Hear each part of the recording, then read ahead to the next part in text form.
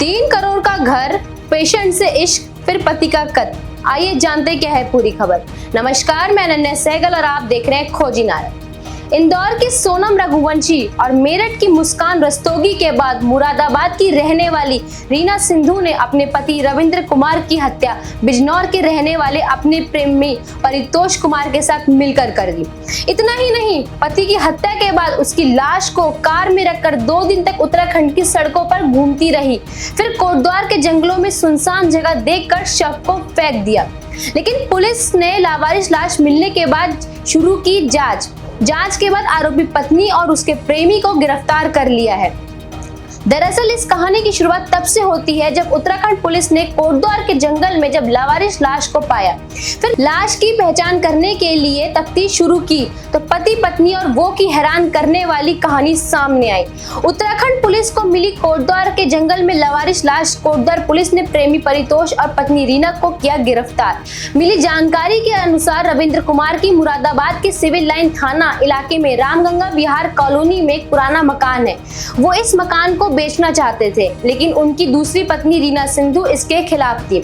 ऐसे में उसने प्रेमी परितोष कुमार के साथ मिलकर की पति की हत्या कर दी। इन दोनों ने रविंद्र कुमार की हत्या 31 मई को उत्तर प्रदेश के नगीना में परितोष के घर पर की थी।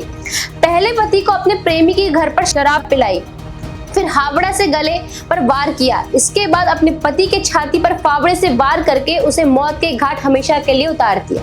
अपने प्रेमी के साथ मिलकर एक शव को कार में डालकर सबसे पहले उत्तराखंड के रामनगर के जंगलों में फेंकने का प्लान तैयार किया, मगर रामनगर के जंगल में ना मौका ना मिलने की वजह से कोटद्वार चली गई। कोटद्वार में अपने प्रेमी परितोष की मदद से पत्नी ने अपने पति के शव को जंगलों में फेंक दिया। 5 जून को शव को बरामद किया गया। पुलिस ने छानबीन करने के बाद रविंद्र कुमार की पहचान की। 17 जून को मृतक रविंद्र कुमार के भाई राजेश ने थाना कोटद्वार में तहरीर दी, जिसमें इस बात का जिक्र किया कि उनके मृतक भाई रविंद्र कुमार का 2007 में अपनी पहली पत्नी आशा देवी के साथ अनबन हो गई, जिससे वो हरिद्वार आ गए और हरिद्वार में उनकी मुलाकात रीना सिंधु से हुई 2010-11 में। रीना सिंधु ने उन्हें दोबारा शादी कर ली।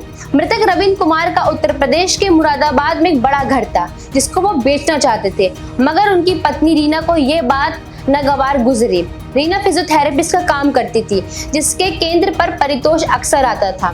रीना को परितोष से प्रेम हो गया और अपने पति को रास्ते से हटाने के लिए रीना ने 10 लाख रुपए का ऑफर भी परितोष को दिया था और कहा कि पति की हत्या कर दो, जिसके बाद हम लोग साथ रहेंगे।